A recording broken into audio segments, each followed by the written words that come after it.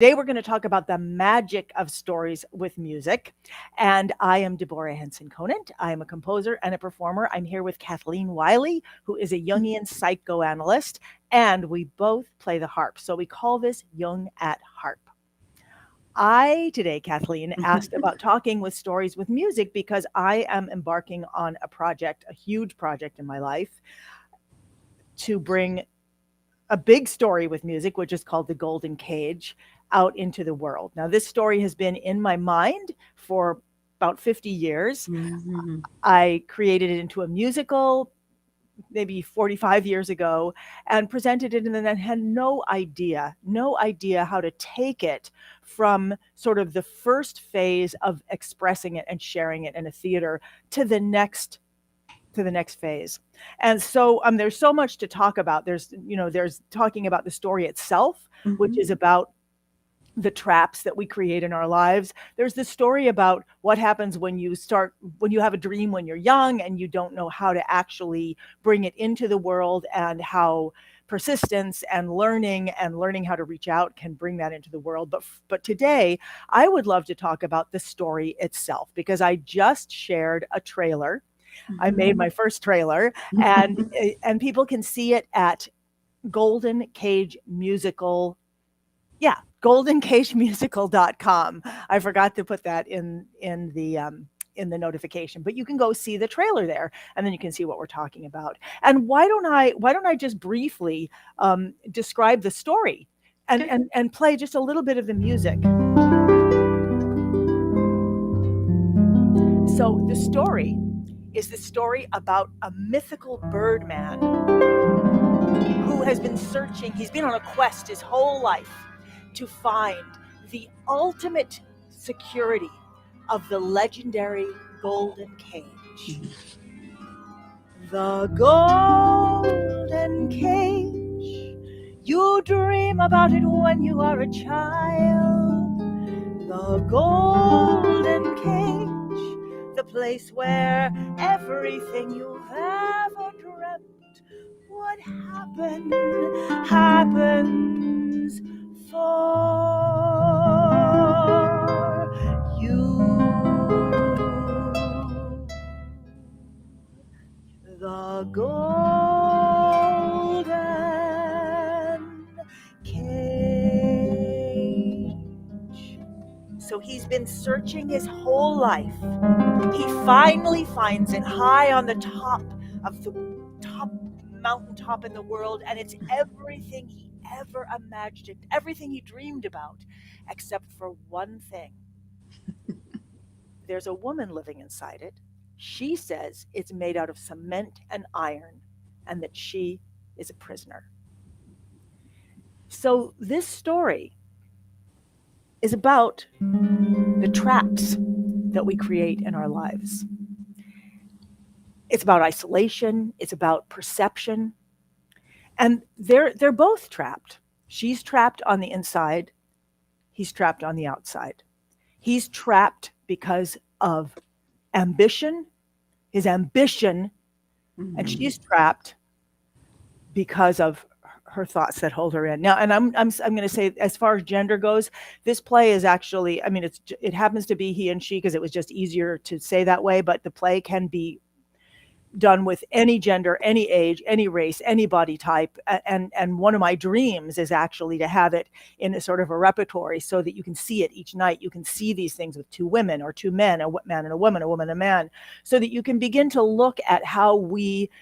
I mean, you can look at it from an allegorical standpoint, or sort of an art, or you can look at it from a societal standpoint, Mhm. and you can look at how do we see ourselves being trapped in our gender or whatever. So there's different ways that we can look at it at the show, but the show itself is just a story. It's a Mhm. story about what I thought the story was about as I started writing it. As I came up with a question at 19, the question was, am I going to live a life in which I'm looking for security, or in which I'm looking for freedom?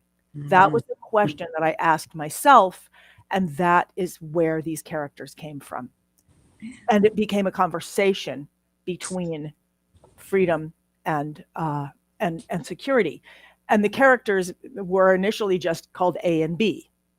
They were two sides of me, and then they became called Alpha and Beta, and then they became Althea and Boris over time. So I wanted to bring this story to you because it's part of my story of, Right. I mean, I realize that this is the story I'm telling myself of my life. It was almost a map of my life that I could understand, that so I could kind of play out my life. But now I'm bringing it out into the world. And that's a whole other story. But you had some thoughts on the characters themselves and the story and the archetypes. And I would just love to hear what you have to say about this particular story and the trailer, which Yeah. is which is all about the trap when you discover that your greatest dream is a trap.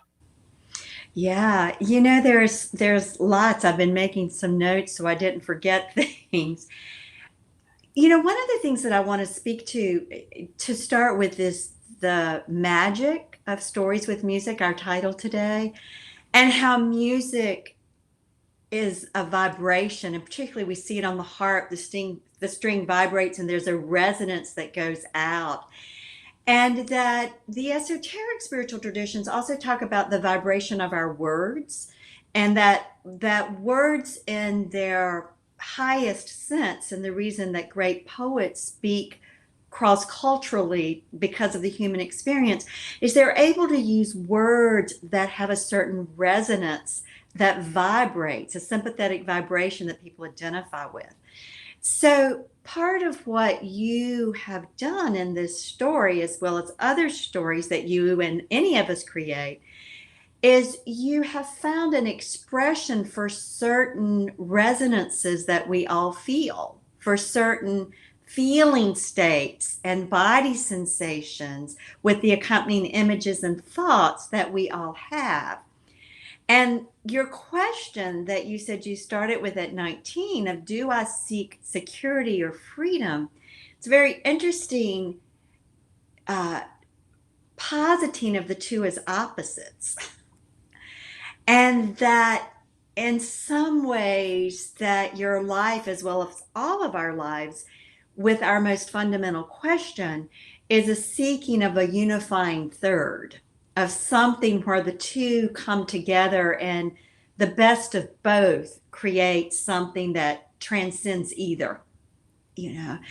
And so that's been a part of your life's journey, and a part of my guess of what's happening for you with your own professional identity and sense of who you are as the golden cage is going to get performed.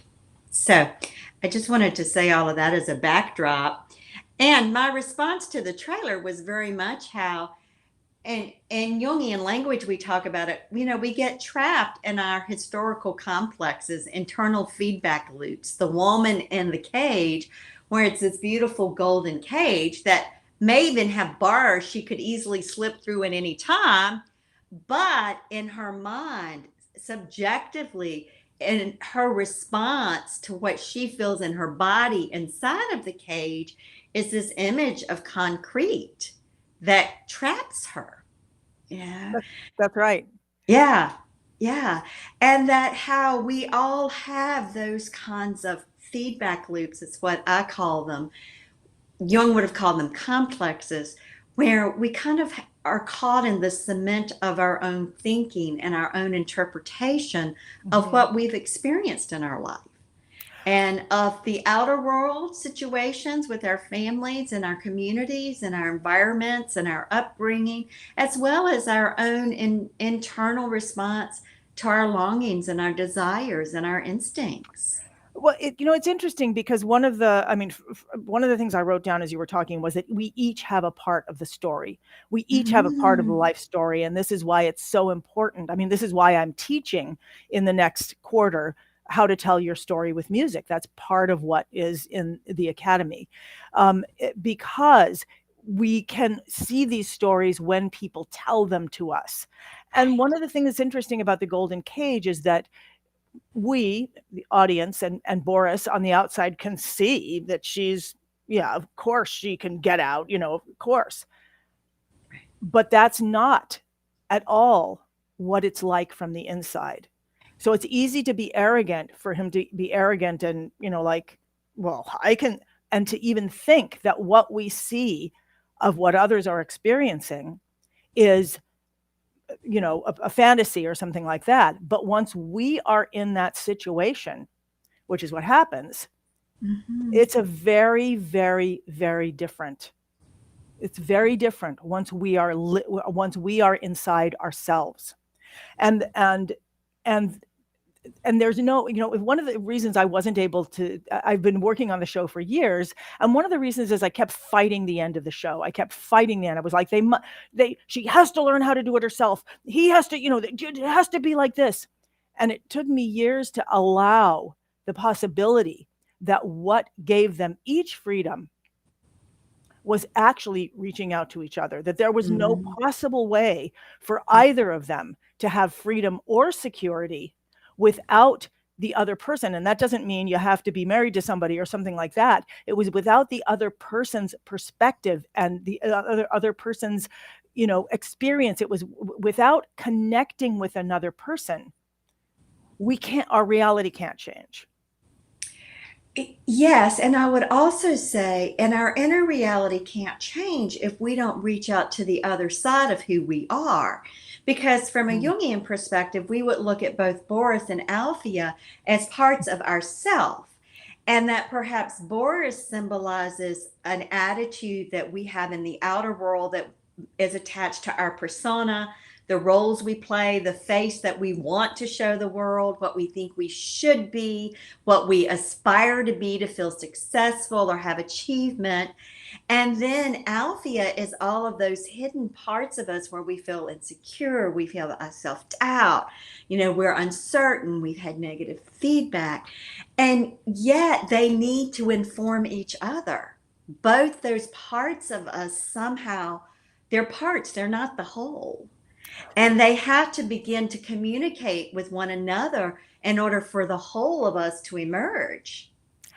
That's incredible to me. I mean, it's incredible that you're saying that, because that actually was my experience in Yeah. writing the show. That it was these two. Is life like this, or is life like this? How is life? Mhm. I don't know.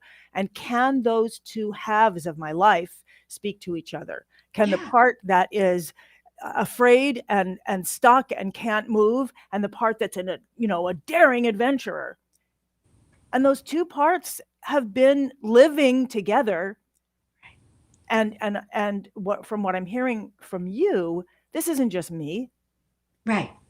this is everybody. And This is everybody. Yeah. This is a collective, this is it's a journey that is common to all people.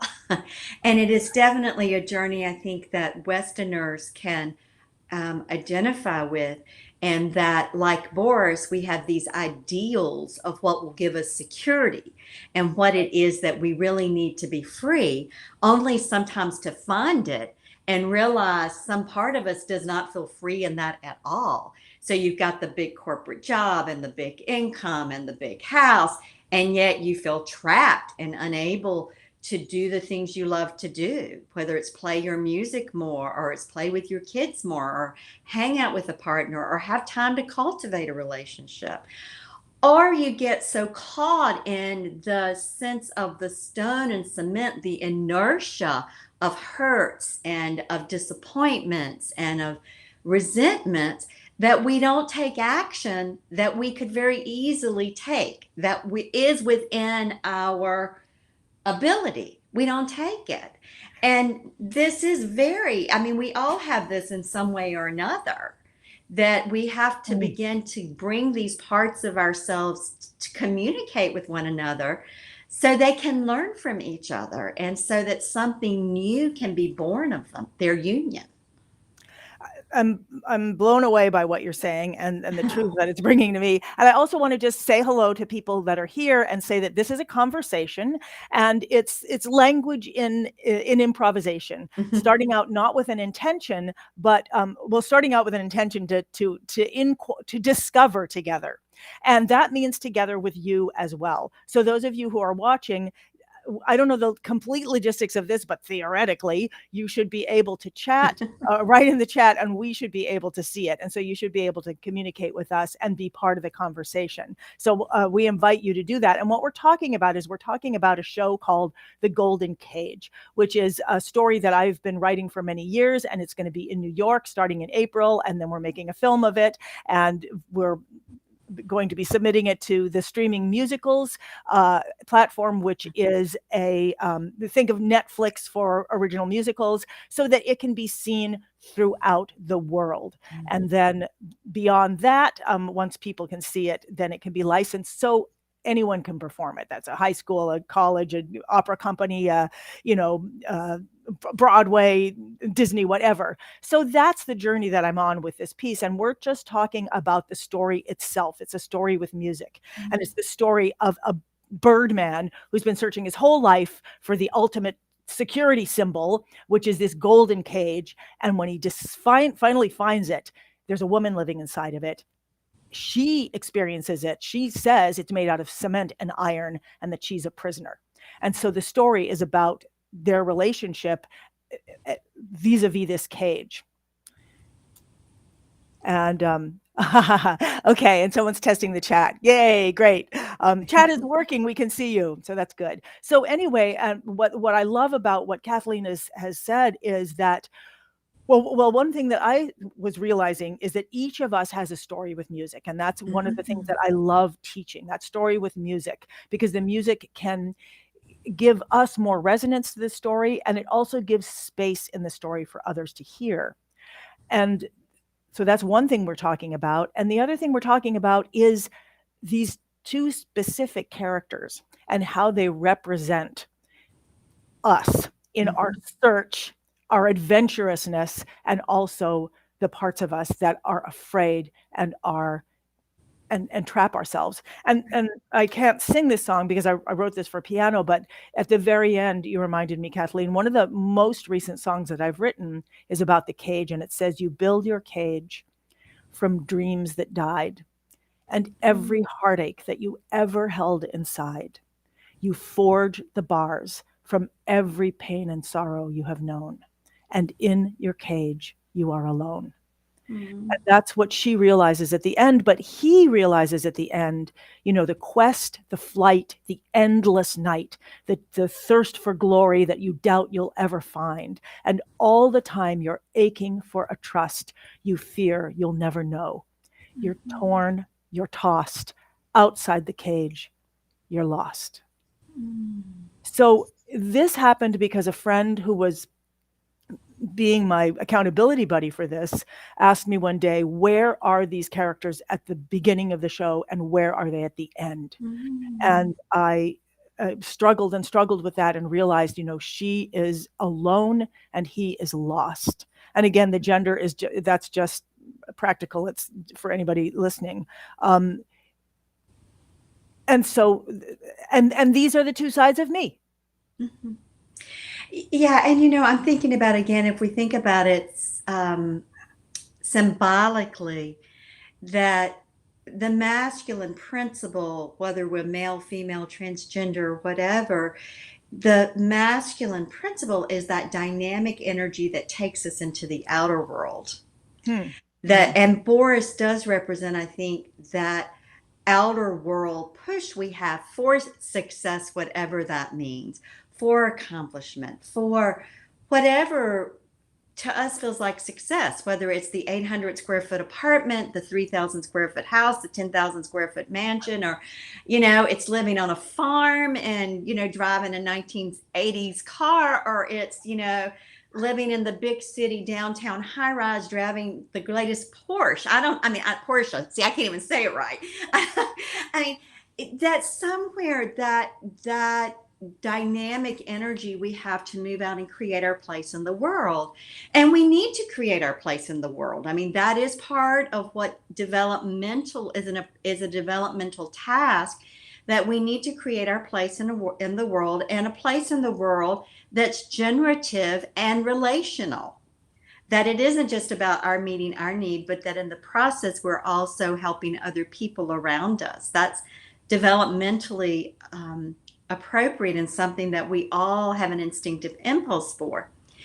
And the feminine principle that Althea represents is that part of us where so much of who we are is unconscious. Jung says that the ego is like one light, one little light surrounded on all sides by darkness. It's a speck of consciousness surrounded by the unconscious.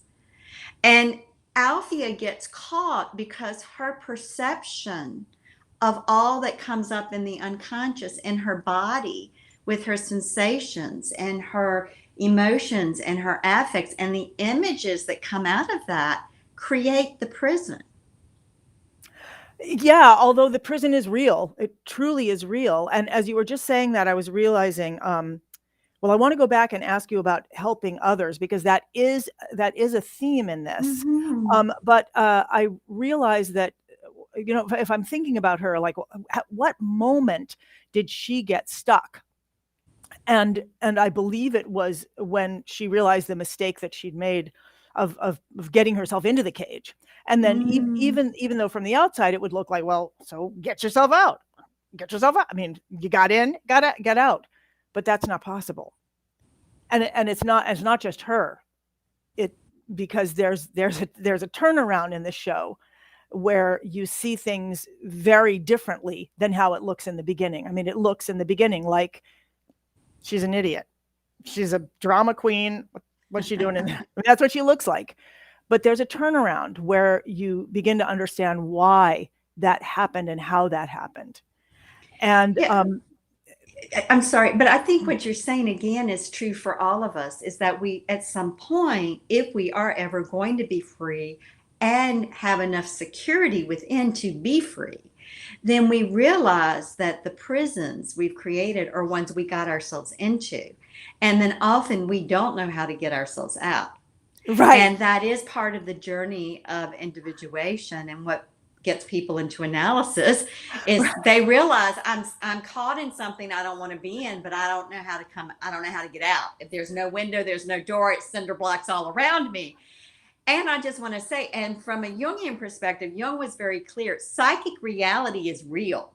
So it's reality from my point of view, or I think yours, or most musicians' point of view, I would dare be so bold to say, isn't just the things that are tangible in the material plane, but there's a reality that is the psychic reality that's intangible, just like the music, the vibration of the sound. We hear it, we can't grab it, right, we feel it, we're touched by it, right. but we can't hold on to it and say, oh, here it is, like this concrete thing. It's fluid. Yes, so that's a whole other story about the dimension that it comes into us. Um, I want to go back to this idea of helping others and allowing ourselves to be helped, because Mm-hmm. this was my sticking point with the show for decades that I refused. I didn't want that to be the truth, and I refused to allow it to be the truth, that there was any, Mm-hmm. I wanted her to come to her own understanding and him to come to his own understanding. And it wasn't until, a couple years ago and when I'd gone through a lot, that I opened up to a greater possibility of the Mm-hmm. show. And then the show transformed in just like in the last few years, the show has just transformed. It was there, but there was so much that wasn't there. And part of what transformed is what you're talking about, helping others. How is it that can you talk about the dynamic of that in our own lives? I mean, I see it in the story because I see that the helping, he tries to help her, but he's very evil. He ends up being very evil about it, and he ends up helping her anyway. I mean, it's hard to kind of talk about it if people haven't seen the show, but you will be able to finally, after April. The whole idea of helping, how we help others, whether they get help from us, even if we're not trying to help them. Yeah. I'm laughing because I'm hearing Angelus Arian, who was a cultural anthropologist who was also a spiritual teacher, say that to think we can help anyone is an act of arrogance. So I'm hearing that in my mind. What I'm going to say, I mean by that, is I think that the more conscious I become, then that's how I help you in the world. The more that I can hold and contain and relate to everything that comes up inside of me, then the greater my capacity to be present with you and relate in a way that allows you to be wherever you are, feel whatever you feel, and let things move through. Because part of what happens in both cases, as I'm understanding it, is Boris and Althea get very fixed ideas about the state they're in. And they're not fluid at all. And the state the other's in. Yeah. And when we do make our resentments, our hurts, our disappointment into something concrete, the image of the golden bars, we do create a prison ultimately. Mm-hmm. We do trap ourselves because the nature of life is fluid. Things come in, things move out. And that happens every day physically for us with eating, digestion, elimination. Happens with the breath automatically. We breathe in, the body does what it does, takes the oxygen, puts in the carbon dioxide. It goes. Our plumbing comes in and goes out. Everything. But emotionally, we have a capacity to hold on. Mm-hmm. And where we hold on instead of letting things flow through is where we create the golden bars that become like cement. And so I think fluidity is important as a part of the solution. And part of what being in relationship with other people gives us is it helps us realize, oh, there's another way. Oh, I'm seeing cinder blocks here, and they're just seeing mushy concrete, or they're just seeing mud, or they're seeing something gorgeous and beautiful and permeable. Yeah, yeah. And so part of what happens is when we get things calcified and fixed in certain images, is that we don't then see the essence that's flowing. We don't see the energy that's the very energy that is what we need to get free. Well, I want to say one other thing about this, which is that those bars, on the outside of those bars, Kathleen, is a cliff. Mm-hmm. And they're 500,000 feet in the middle of the air, in the middle of nowhere. So even if she could get out, she'd be just sitting on the edge of the cliff forever instead of sitting inside. That's her perception. And I believe that happens to us as well. And I want to see, okay. Anne is saying, the way that you just are describing these golden bars, it sounds like resistance. Mm-hmm. I definitely think it becomes resistance. And I love how you're saying that, because there is, I mean, literally you can see the resistance. I believe it's fear. It's self hatred. Mm-hmm. The I made a mistake. I put myself in here. And then once she does that, she's in. And this doesn't just happen to her. So, sorry for any spoiler alerts, but, okay. And I just want to see there's another long comment. So imagine it was okay, but why don't we talk about, I want to go back to the other comment, but first, what do you want to say about that, Kathleen? What is our resistance created from? What comes before the resistance? What comes before resistance is free-flowing energy that will just follow an instinctive trajectory. And what happens is when that instinctive energy flows and is met in the outside world with hostility or hatred or shaming comments or guilt, then we begin automatically, primitive psyche creates what we call resistance. We get defended. We start to block things and shut down. And it's an unconscious automatic response that transactional analysis happens by the time we're 5 years old. So your question about when did the woman in the cage really real it she got caught so early she probably doesn't even remember, because that is what Doesn't. happens to all of us. She doesn't Now remember at then we all. go Yeah. through life collecting evidence to support why we're caught. And we can look at something that happened when we were 45 or 36 or 15 or whatever, but the pattern was already there. We just kept putting stone upon stone of it, you know. Well, it's interesting because I mean, the story was just a story, and I told it the way that it came to me. And then as we break it apart, I realized, wow, maybe I was trying to tell myself, maybe I was trying to give myself a warning or something about life. Mm. And I also want to go back and talk about this as the magic of stories with music, because again, it's one of the things I'm going to be teaching in the academy is how to tell your story with music, not how to tell somebody else's, but your story with music. Is because, oh God, it was in my head. As we tell our story with music, okay, well, I forgot what I was going to say, but so let's go back to Anne here.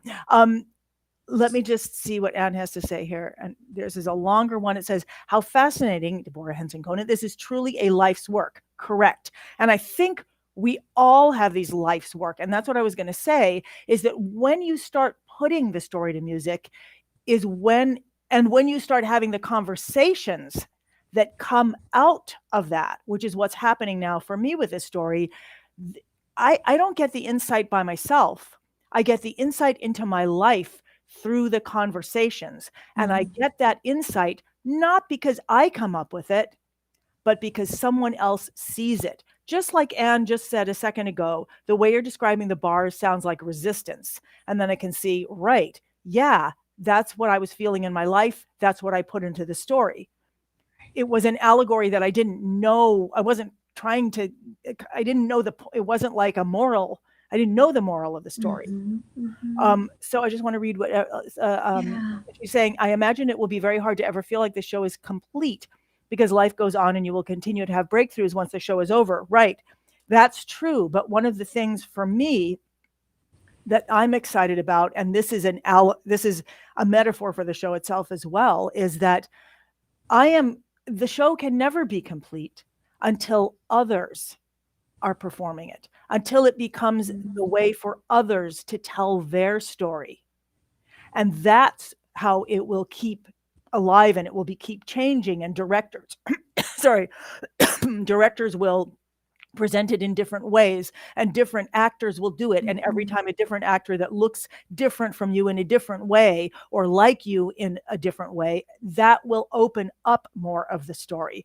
So the play itself and the music is just a container, and not a container to hold things in, but a container to like a container when you pick blueberries and you're going to present them to somebody and they're going to make something out of it. So it will be complete in that I will be able to hand it over to others, and that's my goal.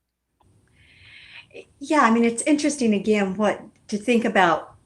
Just because this work of art is complete, that doesn't mean that the energy inside of it is static or caught in cement or is elusive. That when there's something that is complete, it's about the best expression in this moment of this state of being. And that there's something again alive in that is universal, which is why great works of art, and I'm including musicals as great works of art. It's why great works of art, whether it's music or poetry or painting or movement, dance, survives and other people want to perform it or read it or share it, Right. is that because it is expressing a very alive experience. So that container of the blueberries holds something very real and very alive. And so I think, again, we're talking about freedom and security, the security of the container, but that which is alive and dynamic and not static, always in constant motion. And Yeah, and as you're that's talking, life. and I'm thinking about trust as you're speaking about that, because I often think, in the academy at the end of every quarter, we have a completion project. And it's not that like I did it all and now I'm perfect, but completion is, I've come to experience completion as being, you build a door out of what was so that you can go into what, to the next. Mm-hmm. And so it's like, I always call the projects final beginning projects, because it's the doorway into the next. You declare a completion Mm-hmm. so that it can go to its next phase. Mm-hmm. And to declare this show complete is to pass it on to others. And that's my 7-year project. My 7-year legacy project is to complete everything that I've created that's in my head, and in my hands, and pass it on to others. And Anne is asking, will I be the actual actor? I will not be the actual actor. It will not, I mean, this is part of what happened to me, is when I first did this show, I did not know how to take it to its next level. I didn't know how to do all the production things and collaborate with people. And I just didn't know how to do that in my life. I was young. And so I said, fine, I'm going to learn how to play an instrument. I'm going to be the musical. I don't know how to collaborate in bringing that musical to the world. So I'm just going to spend my life being a musical. And that's what I did, which is great. It's been an amazing, amazing, amazing, amazing journey. But I never stopped being fascinated by and wanting to share this story. Mm-hmm. And so now I'm dealing with all the stuff that was icky in the past, like how do I hire a director and how do I blah, blah, blah. You know, I have to raise $130,000. It's the same, you know, I'm getting to go through that again. But this time it's fun because I have help. Well, you have help and you're in a very different place internally now. Right. You have really found your way where you have had security and freedom simultaneously. I mean, your life of being the musical has given you that.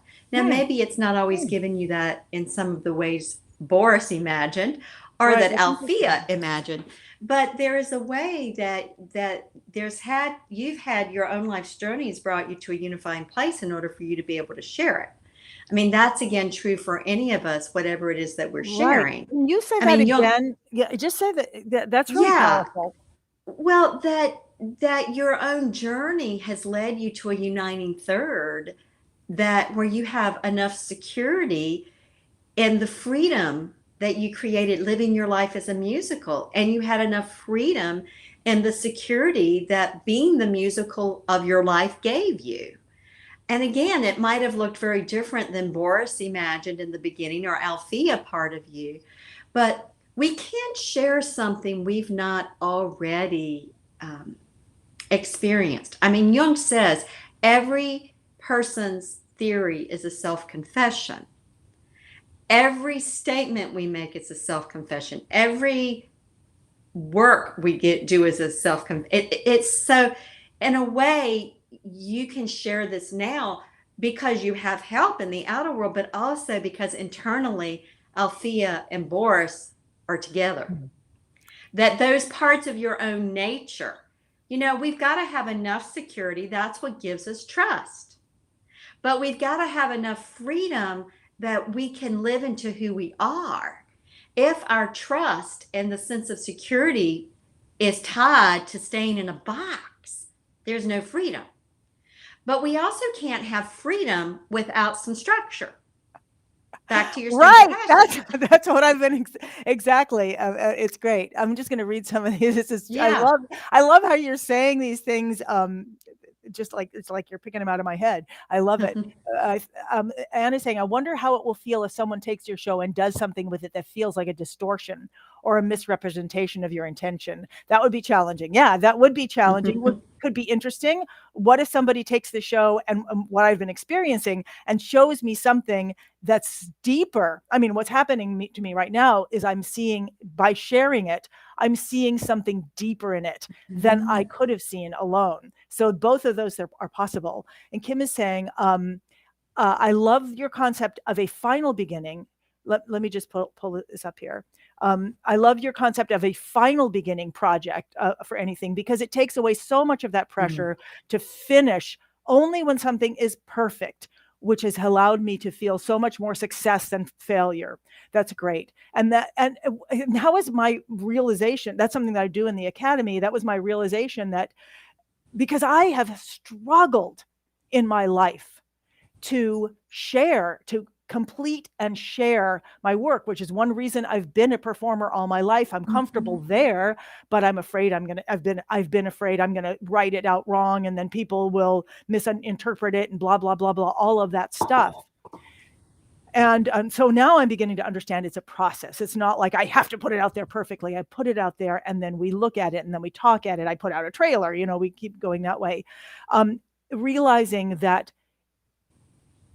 finishing is really about the beginning. It's creating a beginning, a new beginning place. Even if it's just, I notice, like in a project, to get to the point where I'm saying, this is where I am, so I can come back to it and open it back up, which is what happened with the Golden Cage. I mean, it was like a fly in amber for years, but it was ready to open up. Anyway, thank you, Kim. I love that you're saying that.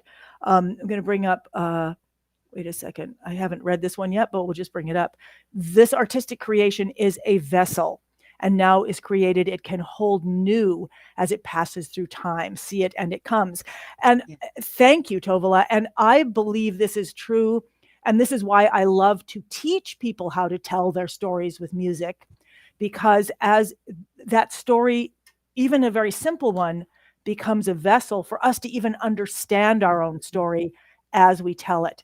And the music, for me, is part of that, because it opens up the space. It gives me an ability to tell a part of the story that's not in the words. So this is beautiful. And Anne is saying, self-confession sounds like transparency, which is what audiences really appreciate, authenticity. Do you want to say anything about that, Kathleen? That sounds beautiful. Yeah, well, I think it is authenticity. I think, and sometimes we're authentic and don't even realize it. I mean, there is the self-confession that we intentionally do, that we are where we're doing. And then there's the self-confession we do all the time, and offhanded comments, and that, Right. Other people, again, see things we don't, and then we're like, Right. but,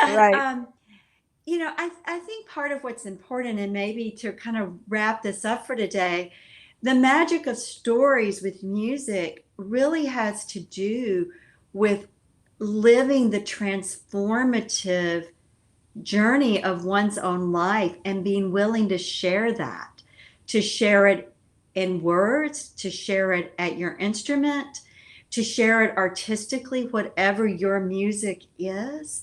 And that there's something that as we do that, we put our own stories and our own experiences into words or painting or music, song or movement, that our relationship to those energies in us changes. And it changes because we see it out here. It changes because we see someone else interact with it and take in their feedback. It changes because people then respond to us because of what they now know about us from our work. And in that way, we all become more whole. That we all become more whole. And wholeness is the root of authenticity. Yeah, and another change is that it changes others. It gives others that reflection, and then we have, even if only for a second, a shared understanding of something. And even if it's not a perfect share, it's that it may be even more the feeling of that shared, in which we do not feel alone, in which we feel we're connected. So, Kathleen, I'm really looking forward to talking about this and all the aspects of it, and all the the depth that you bring to this conversation. I'm really looking forward to that, and the depth and the questions and the comments, beautiful comments by the people who are watching. I'm really looking forward to this conversation in the next year. Yeah, me too. Yeah, thank you so much, Kathleen. Thank you so much to everyone who was here.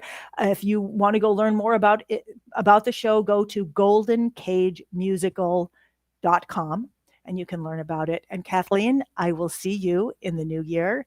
Thank you so, so See you much, soon. everybody.